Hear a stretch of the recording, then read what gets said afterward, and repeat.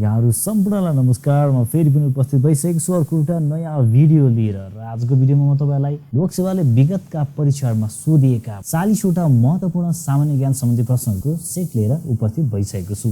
र आशा छ यो भिडियो तपाईहरुको लागि एकदमै उपयोगी हुनेछ। यहाँहरु च्यानलमा नयाँ हुनुहुन्छ भने कृपया सब्स्क्राइब गर्नुहोला र अलरेडी सब्स्क्राइब गरिसक्नु भएको छ भने भिडियोलाई लाइक गरेर अगाडि बढाइदिनु हुन अनुरोध गर्न चाहन्छु। So let's start the video. यदि हजुरहरूले अहिलेसम्म पनि यस युट्युब च्यानललाई सब्स्क्राइब गर्नुभएको छैन भने यसै भिडियोभन्दा मुनि रहेको रेड कलरको सब्स्क्राइब बटनमा क्लिक गर्न नभुल्नुहोला। पहिलो प्रश्न, नेपालमा कति माइक्रोन भन्दा कमको प्लास्टिक उत्पादन र प्रयोगमा प्रतिबन्ध लगाइएको छ? यसको सही जवाफ रहेको छ 30 माइक्रोन। दोस्रो प्रश्न, सन् 2022 लाई नेपाल भ्रमण वर्ष मनाउने निर्णय नेपाल सरकारले कहिले गरेको थियो? यसको सही जवाफ रहेको छ विक्रम सम्वत 2074 साल साउन 29 गते। श्यामल कुन साहित्यकारको उपनाम हो? यसको सही जवाफ रहेको छ हरिहर अधिकारी। चौथो प्रश्न, घर दरबार पार्टी पौवा मन्दिर आदि निर्माण सम्बन्धीलाई के भनिन्छ? यसको सही जवाफ रहेको छ वास्तुकला। पाँचौं प्रश्न, किराँतको अर्थ के हुन्छ?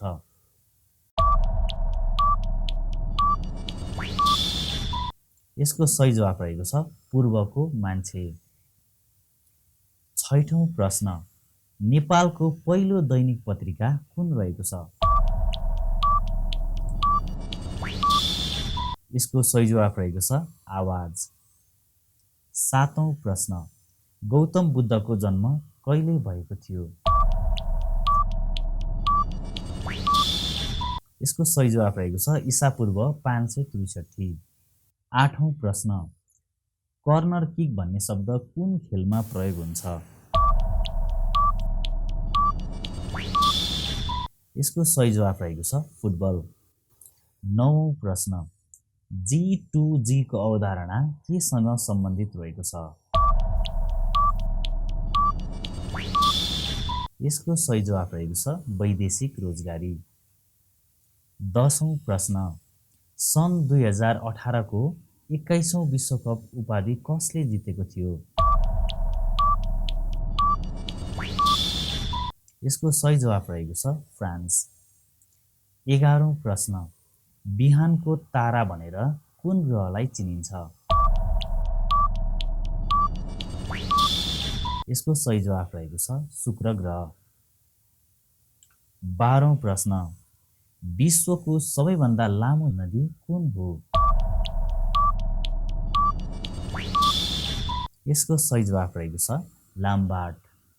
13औं प्रश्न, क्षेत्रफलको आधारमा सानोबाट ठूलो महासागरको क्रम कुन हो? यसको सही जवाफ रहेको छ सुमेरु, कुमेरु, हिन्द, आन्ध्र, प्रशान्त महासागर। चीन र भारत दुवै देशलाई छुने नेपालको जिल्लाहरू कुन कुन हुन्? यसको सही जवाफ रहेको छ ताप्लेजुङ र दार्चुला। 15औं प्रश्न, नेपाली भाषाको उद्गम स्थल कुन हो? यसको सही जवाफ रहेको छ सिन्जा। 16औं प्रश्न, विदेशी र नेपालीहरूको संयुक्त पुँजी लगानी गरी सञ्चालन भएको नेपालको पहिलो बैंक कुन हो? यसको सही जवाफ रहेको छ नेपाल बङ्गलादेश बैंक। 17औं प्रश्न, जाम्बियाको राजधानी कहाँ हो? यसको सही जवाफ रहेको छ लुसाका। 18औं प्रश्न, निजामती सेवा दिवस कति सालदेखि मनाउन थालिएको हो? यसको सही जवाफ रहेको छ 2061 साल। 19औं प्रश्न, मानिसलाई सामान्यतया प्रतिदिन कति किलोग्राम अक्सिजन चाहिन्छ? यसको सही जवाफ रहेको छ 16 किलोग्राम। 20औं प्रश्न, संयुक्त राष्ट्र संघको झण्डामा रहेको जैतुनको हाँगा के को प्रतीकको रूपमा रहेको छ?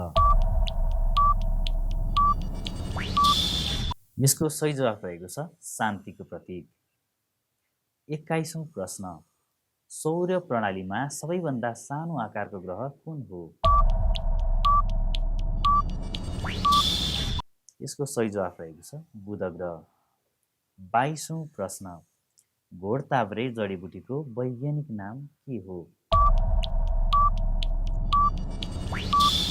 यसको सही जवाफ रहेको छ एसिटिका हाइपोकोटिला। 23औं प्रश्न, इन्द्रावती र सुनकोशी कुन ठाउँमा मिसिन्छ? यसको सही जवाफ रहेको छ दोलालघाट। 24औं प्रश्न, कुन भिटामिन पानीमा घुलनशील हुन्छ?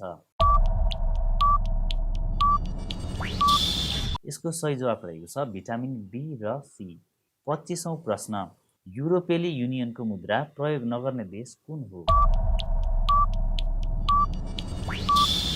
यसको सही जवाफ रहेको छ बुल्गेरिया। 26औं प्रश्न, रिवा अवार्ड केसँग सम्बन्धित भएको छ?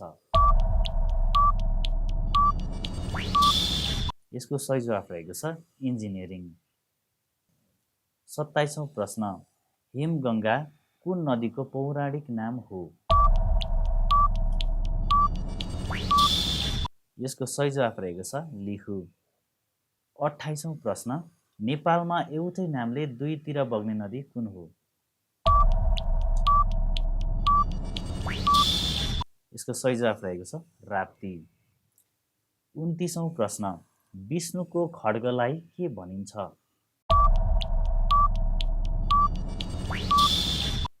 यसको सही जवाफ रहेको छ नन्दक। 30औं प्रश्न, कुन देशमा कपडाको पत्रिका छापिन्छ?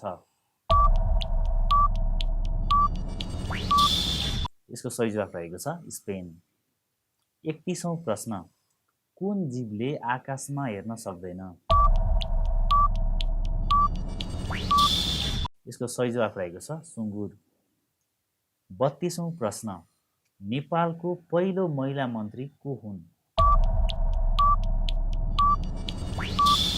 यसको सही जवाफ रहेको छ द्वारिका देवी ठकुरानी। 33औं प्रश्न, चेसको आविष्कार कुन देशले गरेको हो? यसको सही जवाफ रहेको छ भारत। 34औं प्रश्न, रात दिन अक्सिजन दिइरहने बिरुवा कुन हो? यसको सही जवाफ रहेको छ तुलसी। 35औं प्रश्न, रातो हात्ती कुन देशमा पाइन्छ? यसको सही जवाफ रहेको छ केन्या। 36औं प्रश्न, एरोप्लेनको टायरमा कुन ग्यास भरिन्छ? यसको सही जवाफ रहेको छ नाइट्रोजन ग्यास। 37औं प्रश्न, लडाकुको देश भनेर कुन देशलाई चिनिन्छ? यसको सही जवाफ रहेको छ नेपाल। 38औं प्रश्न, नेपालको पहिलो पत्रिका कुन हो? यसको सही जवाफ रहेको छ सुधा सागर। 39औं प्रश्न, कुन जीवको मस्तिष्कको तौल सबैभन्दा बढी हुन्छ? यसको सही जवाफ रहेको छ कमिलो। 40औं प्रश्न, नेपालमा रु 1000 को नोट कहिलेदेखि प्रचलनमा आएको थियो? यसको सही जवाफ रहेको छ 2026 साल वैशाख 14 गते। ओके, आजलाई यति नै। भिडियो हेरिदिनु भएकोमा यहाँहरू सम्पूर्णलाई धन्यवाद। भिडियो मन पर्यो भने लाइक गर्नुहोला, सेयर गर्नुहोला। यदि यहाँहरू यस च्यानलमा नयाँ हुनुहुन्छ भने र पहिलोचोटि भिडियो हेर्दै हुनुहुन्छ भने सब्स्क्राइब गर्न नबिर्सनुहोला। र यहाँलाई केही क्वेसनहरू छ भिडियोसँग सम्बन्धित र केही सल्लाह सुझावहरू छ, यस्तो किसिमको भिडियो चाहिँ आए हुन्थ्यो भने जस्तो लाग्छ भने कमेन्ट गर्नुहोला। म यहाँहरूको कमेन्टको आधारमा नै अरू थप भिडियोजहरू बनाउँदै ल्याउनेछु भन्दै आजलाई भने म बिदा चाहन्छु। हस्त, नमस्कार।